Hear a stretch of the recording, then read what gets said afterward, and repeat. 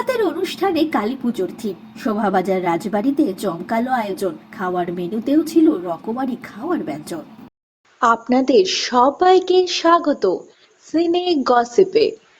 23শে জানুয়ারি বিয়ে সেরেছেন মধুমিতা সরকার আর দেবমাল্য। তারপর 25শে জানুয়ারি হয়েছে তাদের বৌভাতের অনুষ্ঠান। শোভাবাজার রাজবাড়িতেই প্রীতিভোজের আয়োজন করেছেন নববিবাহিত দম্পতি। দেখা গিয়েছিল বিয়ের ভেন্যু সাজানো হয়েছিল লাল গোলাপ আর সাদা রজনীগন্ধা দিয়ে।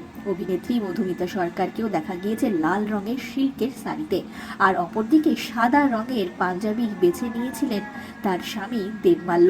দুজনকে দেখাচ্ছিল বেশ মিষ্টি। খোলা চুল, সিঁথিতে চওড়া সিঁদুরে নজর কাড়লেন বৌভাতের অনুষ্ঠানে অভিনেত্রী মধুমিতা সরকার।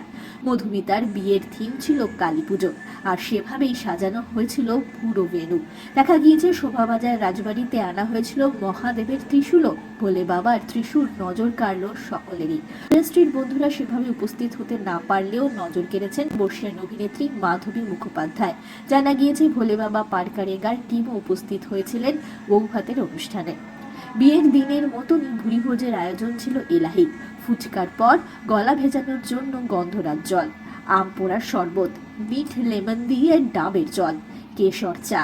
এছাড়াও স্টার্টার ছিল লোভনীয় গোল্ডেন প্রন, ফিশ ফ্রাই, কাবাব, গন্ধরাজ চিকেন। তারপরেই পাতে পড়ে যাবে মেন কোর্স, লুচি, কড়াইশুটির কচুরি, আলুর দম, ভেজিটেবল চপ, সাদা ভাত, ফুলকপির রোস্ট, বাসন্তী পোলাও, ফিশ পাতুরি, চিংড়ির মালাইকারি, দই কাতলা, গোলবাড়ির কষা মাংস তো ছিলই। এছাড়াও নজর কেড়েছে চাটনি এবং শেষ পাতে রসগোল্লা, রসমালাই, জিলিপির মতো মিষ্টি।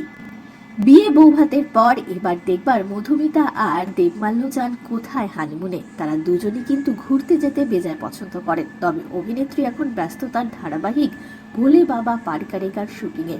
এই শুটিংয়ের ব্যস্ততা সামলে অভিনেত্রী কবে যাবেন হানিমুনে, সে প্রশ্নের উত্তর অবশ্য এখনো মেলেনি। তবে নববিবাহিত দম্পতির জন্য রইল আমাদের তরফ থেকে অনেক শুভকামনা, শুভেচ্ছা তাদের নতুন জীবনের জন্য। আমরা হলাম সিনে গসিপ। জুড়ে থাকুন আমাদের সঙ্গে, সাবস্ক্রাইব করুন আমাদের এই ইউটিউব চ্যানেলটি।